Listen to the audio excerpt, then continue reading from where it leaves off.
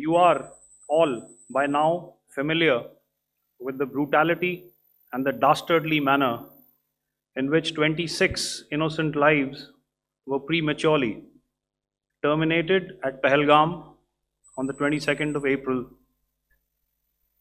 When you combine those horrific scenes and the pain of the families that the nation witnessed with numerous other recent terrorist strikes on our armed forces and defenseless civilians, we knew that the time had arrived to make yet another compelling statement of our resolve as a nation.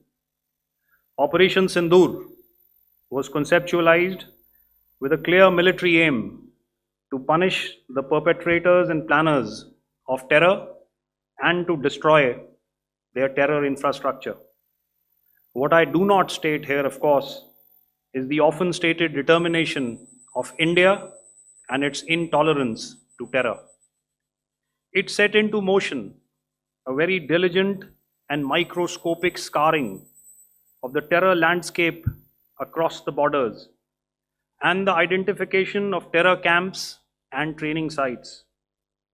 The locations that emerged were numerous, but as we deliberated more, we realized that some of these terror hubs were now bereft of any presence and had preemptively been vacated, fearing retribution from us.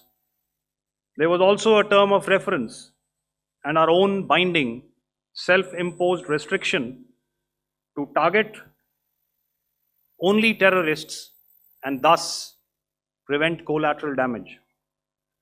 There were 9 camps that you are now all familiar with, which were confirmed by our various intelligence agencies to be inhabited. Some of these were in POJK, while there were others that were located in the Punjab province in Pakistan.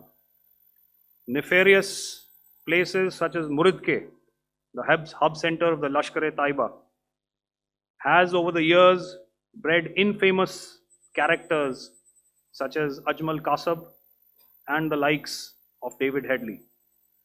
What followed was a careful scrutiny of each of these sinister locations, their layout, configuration, even the type of construction in each structure, and the terrain obtained around these.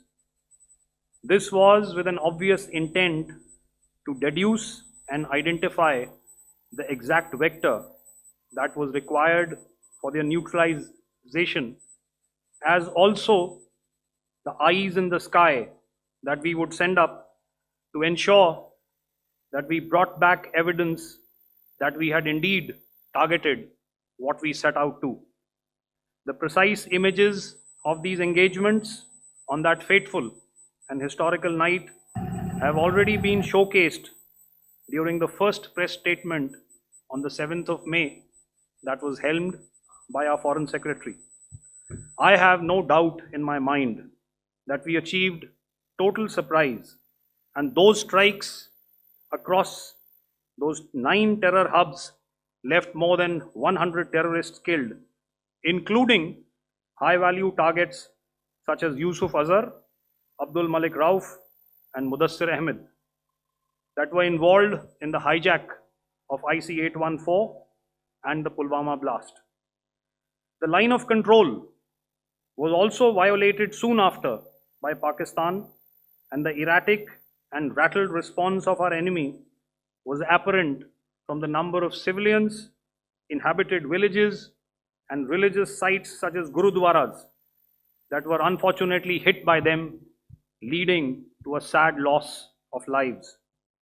The Indian Air Force played a major part in these strikes by engaging some of these camps, and the Indian Navy provided wherewithal in terms of precision munitions.